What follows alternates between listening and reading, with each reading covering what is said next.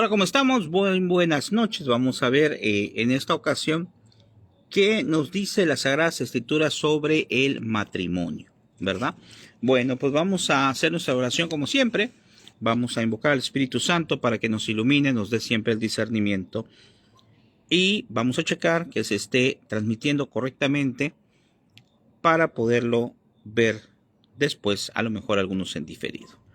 Y decimos: ven Espíritu Santo, llena los corazones de tus fieles y enciende en ellos el fuego de tu amor. Envía, Señor, tu Espíritu y todo será creado y será renovada la faz de la tierra. Ven Espíritu Santo, ven Espíritu de Dios.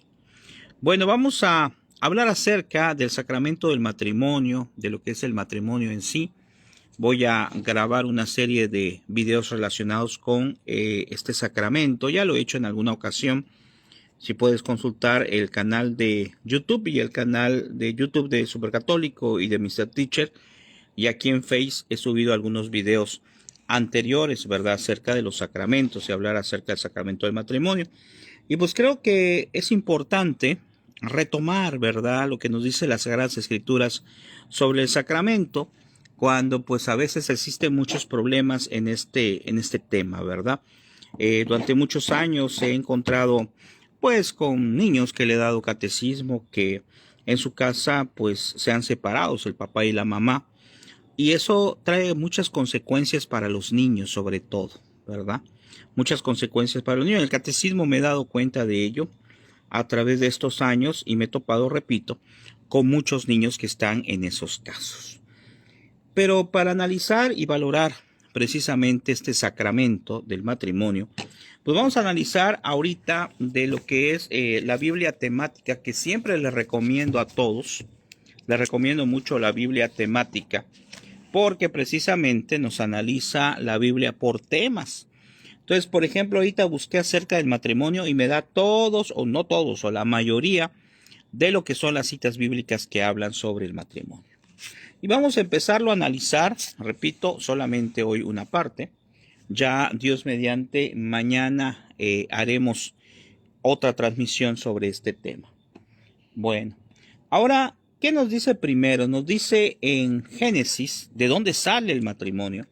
En Génesis 1:28 nos dice las Sagradas Escrituras: y los bendijo Dios y les dijo: sean fecundos y multiplíquense, y llenen la tierra y sométanla, dominen en los peces del mar, en las aves del cielo y en todo animal que serpea sobre la tierra. Vean cómo nos dice aquí en Génesis 1:28, dice: sean fecundos y multiplíquense. En la actualidad se dan algunas situaciones, ¿verdad?, de que pues a veces hay algunos matrimonios que a lo mejor se casan y deciden no vamos a tener hijos, ¿verdad? Bueno, son decisiones personales, pero la Biblia nos dice que para eso es el matrimonio, porque dice: sean fecundos, multiplíquense. Claro que hablamos de una fecundidad responsable, una fecundidad que consiste en tener hijos de manera responsable, no por una cantidad sin límite, ¿verdad? Y por eso yo les exhorto a que investiguen sobre lo que es, lo antes se llamaba el método Billings, el método de planificación natural, que es eficiente si se realiza de manera correcta en un 94-95%, ¿verdad? Y es algo que no va a tener rebote como algunos medicamentos o algunos métodos anticonceptivos. Entonces, en este caso, pues tomar esa conciencia, ese tipo de ciencia aprobada por la Iglesia, lo que es los métodos naturales, pues ahora recibe un nombre de naprotecnología, que consiste en llevar estos conocimientos ya hacia lo que es la ciencia, hacia lo que son los aspectos tecnológicos, ¿verdad?, en cuanto a salud.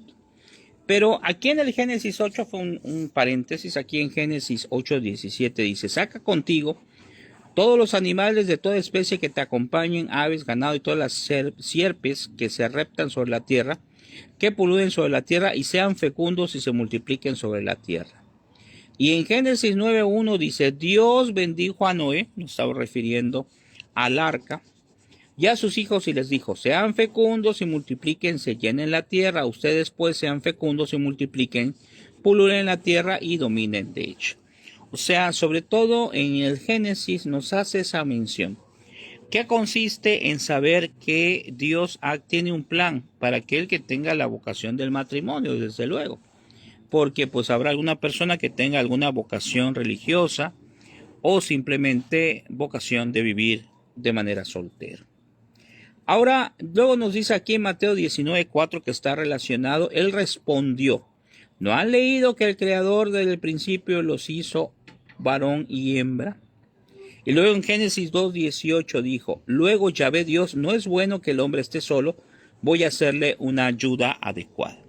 Aquí pues nos hace énfasis de que creó Dios al hombre y a la mujer y los creó para ser unidos, para estar unidos y para ayudarse mutuamente, para complementarse, no para estar alguien por arriba de otra persona en cuanto a su procedimiento, en cuanto a su conocimiento. No, estamos hablando de un complemento.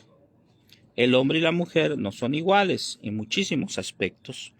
Por eso entonces Dios, pensando en ello, pues ha decidido o decidió que a través del matrimonio se puedan complementar ambas personas. Luego dice, ya más relacionado a la mujer, dice en Génesis 2:18, dijo luego Yahvé Dios, no es bueno que el hombre esté solo, voy a hacerle una ayuda adecuada. Vean, dice una ayuda adecuada, porque está en el plan de Dios, ¿verdad? El matrimonio está en el plan de Dios, no es invento del hombre, no es invento de la sociedad, sino está en el plan de Dios. Y luego en Tobías 8:6 nos dice, tú creaste a Adán y para él creaste a Eva. Bien, aquí ya es más específico. Su mujer para sostén y ayuda y para que de ambos proviniera la raza de los hombres. Tú mismo dijiste, no es bueno que el hombre se halle solo, hagamos de una ayuda semejante a él. Y aquí menciona lo que acabamos de comentar, de que son semejantes, ambos tienen la misma dignidad y se complementan como lo dijimos hace rato. Eclesiásticos 36:23 dice, si en su lengua hay ternura y mansedumbre, su marido ya no es como los demás hombres. El que adquiere una mujer adquiere el comienzo una fortuna, una ayuda semejante a él y columna de apoyo. Donde no hay valla, la propiedad es saqueada, donde no hay mujer gime un hombre a la deriva. Entonces, un complemento, pero aquí nos dice también que son una fortuna. ¿Por qué? Porque ese complemento en el matrimonio tiene que hacer que crezca ese encuentro, ese amor. A veces pueden, sobre todo los jóvenes o cuando estamos jóvenes, ¿verdad? O los jóvenes pensar que es como en el caso de las películas, ¿verdad? De las princesas o de los cuentos que decía, y después de todo lo que pasaron, pues se casaron y vivieron felices toda la eternidad. Bueno, que vivan toda la eternidad juntos es correcto, es lo correcto. Pero que sean felices, pues es complicado. Entonces, no existe el matrimonio perfecto. No existe tampoco una persona perfecta. Pero si no existe el matrimonio perfecto, entonces, ¿qué se tiene que hacer? Pues buscar esa perfección. Si no se logra, porque pues es muy complicado, porque no somos Dios, ¿verdad? Pero sí se puede lograr día a día estar avanzando, o por lo menos no retroceder en cuanto al amor, en cuanto al respeto, en cuanto a la amistad dentro del matrimonio. Y aquí nos dice en Génesis 3:12, dijo el hombre, la mujer que me diste por compañera me dio del árbol y comí. Bueno, aquí hay algo importante. ¿Por qué aquí nos menciona esto en cuanto al matrimonio de Génesis? Porque siempre, o puede existir, perdón, dentro del matrimonio, pues algunos problemas, es algo normal. Y una de las causas por las cuales el matrimonio puede fracasar, pues es la falta de comunicación. Pero también aquí, como nos dice, el hecho de estar acusando uno al otro. Y aquí Génesis nos dice, dijo el hombre, la mujer que me diste por compañera me dio del árbol y comí. A veces podemos nosotros caer en culpar a los demás, y no solamente en el aspecto del matrimonio, sino en general. Y no es conveniente estar culpando a los demás. Tenemos que asumir en el matrimonio, en nuestra vida, toda nuestra responsabilidad. en las cosas que nosotros realizamos. Y en Génesis 2:23 dice, entonces él se exclamó, esta vez sí que es hueso de mis huesos, dijo Adán, ¿no? Y carne de mi carne, esta será llamada varona, así se usa el término acá, o sea, mujer, porque del varón ha sido tomada. Por eso deja el hombre a su padre y a su madre y se une a su mujer y se hace una sola carne. Bueno, aquí son consejos que las Sagradas Escrituras nos dan, que tenemos que analizar en conciencia en este último punto, en Génesis 2:24. Dice, por eso deja el hombre a su padre y su madre, se une a su mujer y se hace una sola carne. Desde luego que esto no es algo textual de que te casas y entonces te olvidas de lo que son tus padres, no. Pero sí dar la importancia, ya no es lo mismo. A veces una persona que se casa, pues antes de casarse, perdón, tiene su vida, a lo mejor sale con los amigos, a lo mejor sale a pasear con alguien todos los días, y al casarse tiene que existir una responsabilidad y darnos cuenta que ya no es igual. Por eso aquí se menciona eso. Deja al hombre a su padre y a su madre. Es decir, se deja, no solo está hablando, repito, no está diciendo que ya no visita a sus padres, desde luego que no. Tampoco se refiere exclusivamente a los padres, sino que va a dejar su vida antigua, su vida de soltero, y se va a dedicar a tener su vida en el matrimonio. Y es algo que a veces falla mucho, ¿verdad? Y aquí nos dice, ya para terminar, dos puntos importantes, que el matrimonio es entrega, porque a veces estamos pensando que yo voy a recibir y a recibir de la otra parte, pero se nos olvida que al mismo tiempo que recibimos, y es algo muy bonito, también tenemos que dar, tenemos que aportar. Y en 1 Corintios 7:4 nos dice, no dispone la mujer de su cuerpo sino el marido, igualmente el marido no dispone de su cuerpo sino la mujer. Esto nos habla entonces que en el aspecto ya humano, pues somos una sola carne. Eso nos dice también la Iglesia, las Sagradas Escrituras. Ya no son dos, son uno. Pero aquí va más allá. Yo podría decir que no son dos, son uno y al final quedan dos. ¿Por qué? Porque esos dos, el hombre y la mujer, se vuelven uno solo. Pero tienen que estar en compañía de Dios, entonces vuelven a ser dos. Es decir, Dios y los dos que ya se volvieron uno. Y en Colosenses 3:18 dice, mujeres sean sumisas a sus maridos como conviene en el Señor. Y en el 19, maridos amen a sus mujeres y no sean ásperos con ellas.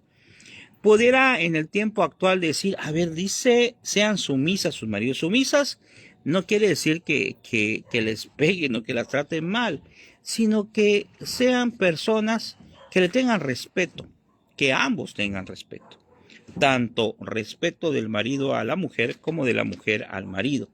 Entonces hay que saber pedirle al Espíritu Santo que nos ayude a discernir, porque alguien puede decir, mujeres sean sumisas a sus maridos, entonces que a las mujeres le haga el marido lo que él quiera. No.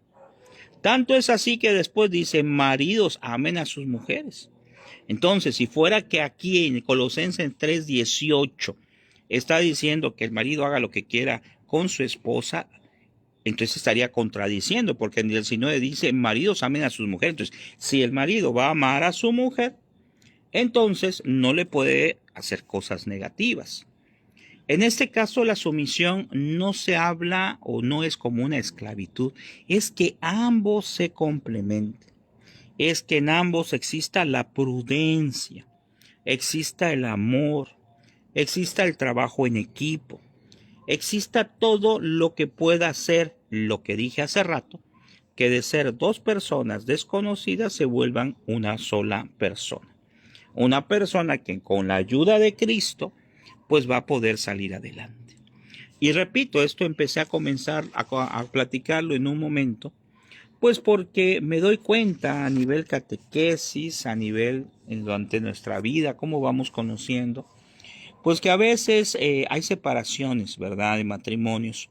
Y les decía que en el caso del catecismo, durante bastantes tiempos, bastantes años o bastantes grupos, me he topado ese tipo de situaciones.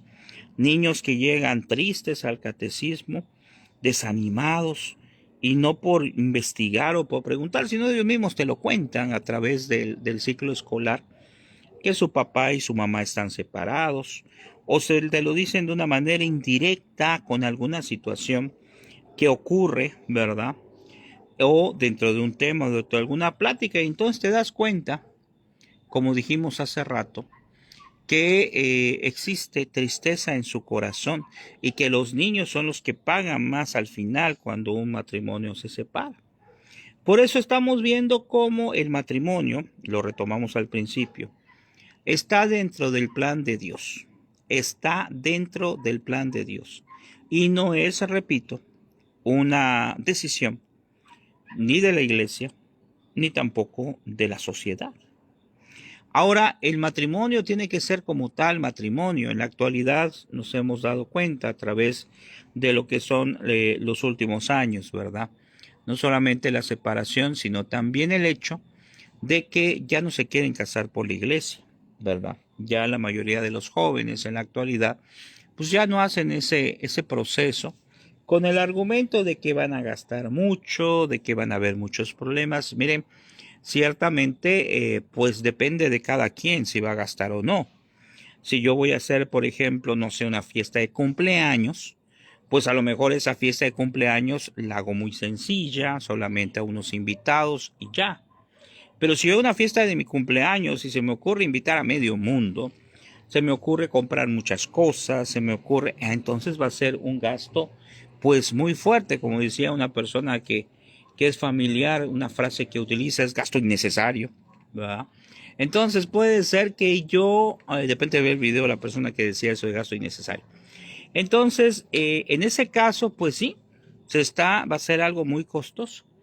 Pero si los jóvenes se casan por la iglesia y gastan lo menos posible, hacen el esfuerzo, gastan su traje, su misa, el traje de la esposa, de la que va a ser la esposa, a lo mejor pues el pago de la misa y hace una pequeña reunión a la salida. Alguien puede decir, es que se va a ver muy terrible. ¿Qué importa? Aquí lo importante es el sacramento. Entonces, ahí para los jóvenes, ¿verdad? Que piensan que casarse, pues un argumento puede ser casarse por la iglesia, pues es que se va a gastar mucho, no.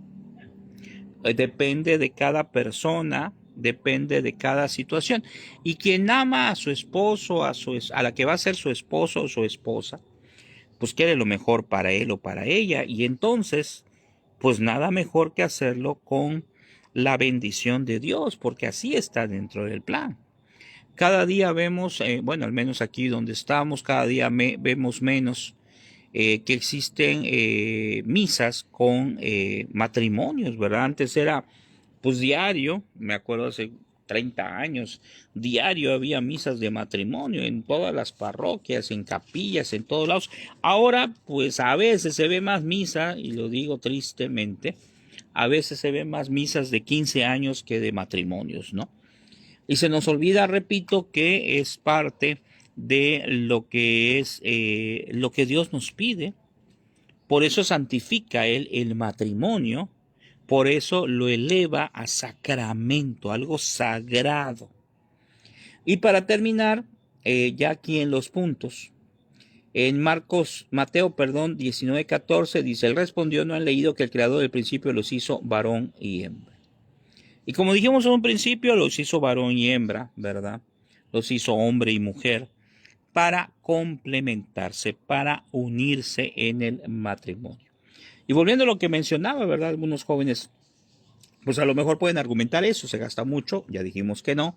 Otros pueden decir, es que lo que pasa es que, ¿qué tal si terminamos? Bueno, si en una relación se empieza con esos pensamientos, de que a lo mejor vamos a, pues no avanzar, a terminar, pues te cases como te cases, estás mal. Porque la idea de formar una familia, pues es tener en mente que vamos a lograr. Repito, tenemos que ser conscientes, y todos los jóvenes, los que se vayan a casar, tienen que ser conscientes de que no es un camino fácil, no es igual, repito, que como está en las películas, ¿verdad? De que se casaron y fueron felices para siempre. Es un medio de dificultad, pero que si se comparte en ambos, si se complementan, que es la palabra que he usado muchas veces hoy, pues entonces se va a poder lograr. Y si ese complemento, repito, es con Dios, o sea, con la ayuda de Dios, que esté Dios en mi vida, en la vida matrimonial, pues las cosas serán más sencillas. ¿Ok? Bueno, lo vamos a dejar hasta ahí. Esta es la primera parte acerca de lo que es el matrimonio, que nos dicen las Sagradas Escrituras sobre el matrimonio. Lo voy a marcar acá para que no se me vaya a olvidar, ¿verdad? Y entonces, Dios mediante, mañana seguiremos hablando acerca de este sacramento. ¿Ok? Nuevamente les comento que pues es conveniente, si así consideran, pues que consigan esta Biblia temática, que no solamente sirve en este caso para este tema, sino que a mí me sirve muchísimo para los temas de catequesis, porque pues como aquí mismo dice, aquí atrás dice, la lectura de la Biblia es común desanimarnos porque no encontramos pronto lo que nos interesa. De ahí el origen de esta obra, que no pretende ser teórica ni exhaustiva, sino práctica y al alcance de todos. Más de 600 temas, acompañados de abundantes textos bíblicos citados íntegramente de la Biblia de Jerusalén, nos serán útiles para consulta y reflexión personal. La Biblia temática también constituye una herramienta inigualable para los sacerdotes, quienes encontrarán en ella una fuente de inspiración para sus homilías y la predicación en general. Bueno, este es una editorial, ¿verdad?, de buena prensa, pero pues puedes conseguir, me parece que de otras editoriales, otras Biblias temáticas que, bueno, nos pueden ser útiles para catequistas y también para todo católico. No es que vayamos a leer siempre la Biblia temática, ¿verdad? Vamos a leer la Biblia normal, pero cuando yo quiera ver un tema específico, bueno, pues es una gran ayuda, como en este caso, que estamos y que acabamos de hablar acerca de la primera parte sobre lo que nos dice las Sagradas Escrituras sobre el matrimonio. Bueno, y para terminar, pues tenemos que pedir por nuestro matrimonio, los que están casados, por nuestra vocación también, si estamos solteros o si son religiosos, religiosas, sacerdotes. Tenemos que pedir por nuestro matrimonio, pedir por los matrimonios de todos, ¿verdad? Pedir por lo que es el sacramento en sí, para que en lugar de que con el tiempo se pierda y haya menos gente que se case por la iglesia, sea al revés, que sean cada día más conscientes todos, sobre todo los jóvenes, de que el matrimonio es lo único que tenemos que hacer cuando decidimos unir nuestra vida con otra persona.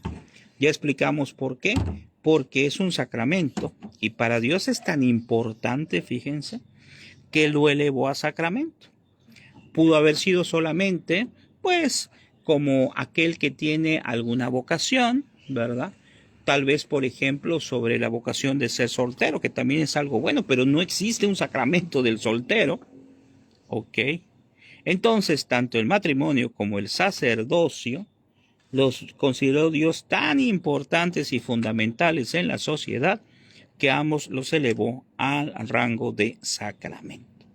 Bueno, que el Señor les bendiga. Mañana nuevamente seguiremos hablando acerca del matrimonio y oremos por todos los matrimonios, sobre todo por aquellos que están teniendo actualmente dificultades en su proceder. Dios los bendiga, ánimo.